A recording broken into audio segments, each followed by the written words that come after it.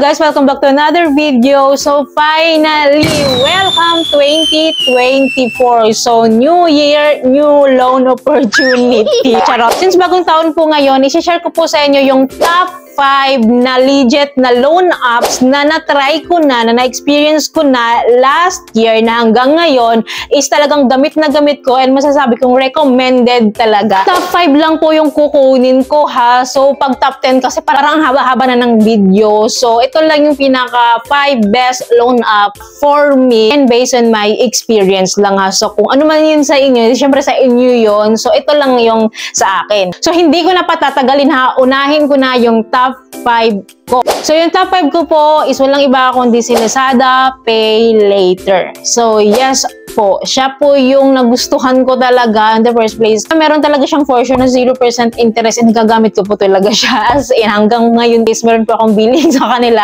Patuloy ko siyang ginagamit. So far, hindi po ako nakaka-experience ng freezing, ba na po frozen yung account. So I don't know ba't na po frozen kayo ha. Pero ako, hindi man ako nag-increase, no? Hindi man ako nag-increase. Pero I love Lazada Pay Later kasi napaka-convenient talaga. Though sa Lazada lang siya exclusive ha.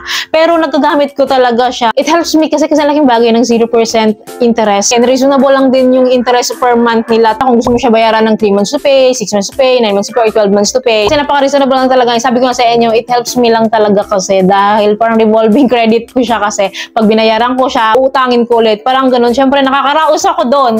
Gusto ko siya. So, top 4 on my list is walang iba kundi si Shopee app. So, dahil may Lazada tayo, of course, may Shopee app tayo or may Shopee Pay Later akong na-avail. And meron din po akong S-Loan na na-avail. So, alam nyo, napakalaking tulong po talaga na S-Pay Later sa akin tsaka ni S-Loan. Ang laking bagay po nila talaga dahil alam nyo naman, napaka-reasonable lang din ng, ng interest. 5% below. So, grabe. Ang convenient din. Meron din pagkakataon sa S-Pay Later na nagsi 0% interest siya. Depende sa promo, depende sa shop, depende sa product. So, saan ka pa? Actually, meron pa rin akong billing dyan and patuloy ko siyang ginagamit and tinatanghil ko po talaga siya. Kasi may mga bagay na hindi ko mabili-bili and through S-Pay Later or S-Loan na bibili ko sila. Si S-Loan, of course, is na withdraw, diba? Good ash ka. So, si S-Pay Later is nagagamit natin sa app, pambayad, and nagagamit din siya outside Shopee app sa mga offline partner store ni Shopee. So, ang ganda. Ang ganda talaga ng services ni Shopee and never din po akong naka-experience na na-freeze or na-frozen ang aking account dito ay nagkaroon ako ng problema and sinever din naman kasi ako na-delay dito sa mga to and wala naman ako mga violations dito kaya siguro ganyan. Kaya gusto ko talaga to si Shopee. Nakakatuwa lang no kasi di ba si Lazada, si Shopee is talagang dati shopping app lang talaga sila. Ngayon pwede na tayo makapag-avail ng loan, makabili tayo ng gusto natin na nasa shop na rin naman nila. Alam niyo, ang daming pwedeng gawin na through that services nila, yung mga loan products nila na ino-offer nila sa bawat client nila. So top 3 on my list is walang iba po kundi si Home Credit. Subscriber ko kaya aware kayo na lagi pong pinifeature si Home Credit based on my experience ha. Currently po is meron pa po akong cash loan dito and meron po akong Home Credit Kwarta which is napaka-convenient po. Ang laki pong bagay nila sa akin kasi nagamit ko po talaga yon for my personal consumption and for business consumption talaga. Ang laking bagay and wala po akong nagiging problema dito kay Home Credit and hindi po nila ako tinatawagan at hindi po sila yung tipo rin na nangungulit sa akin kasi ang issue kasi ni Home Credit is lagi daw tumatawag. Ang sisipag kasi ng mga customer service ni Home Credit, diba? So, matawag talaga sila lalo kapag nadidelay ka and hindi ka nakapagbayad. In-abandon mo na yung account mo sa Home Credit. So, dyan talaga sila. Alam niyo si Home Credit, mabait sa mabait yan. Nag-o-offer talaga sila ng mas convenient sa mga client talaga nila na good payer and maayos kausap and inaalagaan at minamahal si Home Credit. Pero pag mga client na, alam mo yun, nag-a-abandon ka and bad payer ka and madapat ng violation sa Home Credit is talagang malaking possibilities talaga na mabablock kayo ni Home Credit and magkakaroon pa kayo ng record sa CIC which is nakakaba yun kasi possible na malilimitahan na lang yung kapangyarihan mo makapangutang sa iba't ibang lending institution. Kapag bad payer tayo dito is magkakaroon talaga ng damage. So kasi sa experience ko kay Home Credit, meron po ako currently na product loan, cash loan, and Home Credit Kwarta. And never po kung nagka-problema dito. Saan may mga promo talaga si Home Credit lalo na kay Kwarta. Kapag gusto mo ng malakihang amount, dyan si cash loan. Pag gusto mo ng product sa kanila, products, nandiyan si product loans. Ang laking tulong po nila sa akin. Actually, 3 years na po ako sa Home Credit. Sabi kong legit po sila kasi ang tagal ko na sa kanila and wala naman ako na-experience na harassment.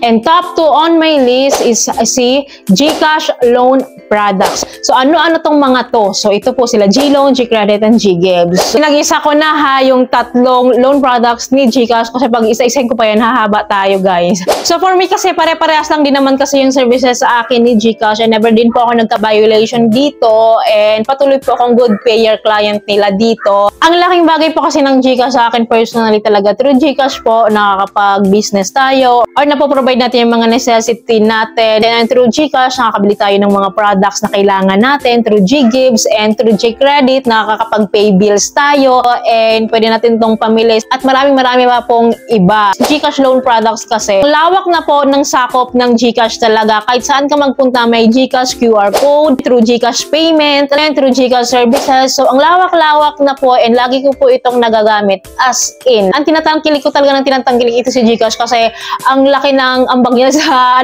sa career ko. Gagamit ko yung pera na hiniram ko sa kanila and paikot-ikot ko yun. This March, matatapos na ako sa aking G-Gives and sa aking G-Credit and this May, matatapos na ako sa aking G-Loan. Let's say kung may pagagamitan tayo, makapag-loan tayo ulit dito dahil po ulit naman ako naglo-loan dito and matataas na rin po yung offer nila sa akin. Kaya siya yung nagiging top 2 ko. So, ang top 1 ko po is walang iba kundi si Bilis. Yes po, ang ganda po talaga ni Bilis kasi po legit po talaga siya na nag-i-increase. So, once na nag-avail tayo sa kanila ng loan tapos sinunod natin yung loan terms payment nila and good payer po tayo is hindi po talaga nagdadalawang isip si Bilis. Nabibigyan ka ng mas higher offer na kailangan mo man o hindi. At least, alam mo yun, hindi nawawala yung offer ni Bilis sa atin and hindi po siya nang-harass and never po siyang tumatawag sa atin. And experience ko lang po is nagre-remind siya through the app kapag malapit na yung due date mo or through email or through text messages, i-inform siya. Pero yung tatawag, never po. As in, and iniingatan ko po si Bilis. And natuwa kasi ako kay Bilis kasi kahit nagsimula ako sa 500 pesos, ngayon 16,000 pesos na po yung kanilang offer sa akin. Dahil patuloy ko po yung ina-avail. Alaking tulong po nun, hindi lang basta kasi niloan ko siya. Is meron din po akong pinagamitan na mga mahalagang bagay at pinapaikot ko din po. Nakakatulong siya sa akin. Si Bilis kasi wide na rin yung scope niya. Pwede na rin natin siyang gamitin as payment method, as buy now, pay later features talaga. Sa All Day Supermarket, nakita ko siya na may QR code na Bilis. Kapag may offer ka kay Bilis, so pwede mo gamitin yon. So, ang laking bagay po. And hindi lang yun. Siyempre, nakaka-cash loan tayo, nakakapag-top up tayo dyan sa Lazada. Kaya gusto ko po si Bilis kasi wala talagang pagdududa ang pag-increase niya. So, unlike kasi sa baba, sa mga top 4 ko, meron silang sinusunod na credit score or talagang hindi consistent yung kanilang increase offer. Unlike dito kay Bilis kasi is talagang legit po talaga na nag-i-increase. Ang legit po talaga yung loan app na to and kahit saan po kayo magtanong, kahit sa mga reviews is maganda po talaga yung services. Maganda po talaga yung pa-loan ni Bilis and maganda rin po yung services niya. So those are my top 5 best loan apps based on my experience. Disclaimer po, this video is not sponsored and never been sponsored by those top 5s na mention ko. This is just based on my experience na sinishare ko sa inyo and hindi naman ligid sa inyo yan sa mga subscribers ko. Marami na po akong playlist dyan, marami na po akong video dyan na personal encounter ko talaga, personal experience ko talaga, na patuloy ako nag-share sa inyo. Basta may maisishare ako sa inyo and may mga katanungan kayo na kaya kong sagutin is sinishare ko po yan. Sa mga susunod natin mga videos, magkakaroon po tayo ng mga other reviews ng mga loan apps, kung legit ba ito or scam, and magkakaroon tayo ulit ng mga top 5 or top 10 ba yan or top 3 ba yan. Share ko yan sa inyo. So, dapat nakasubscribe talaga kayo and click nyo yung bell button para updated kayo sa mga bagong mga videos talaga like this. And I hope may natutunan kayo sa video ito. And thank you for watching this video. Bye!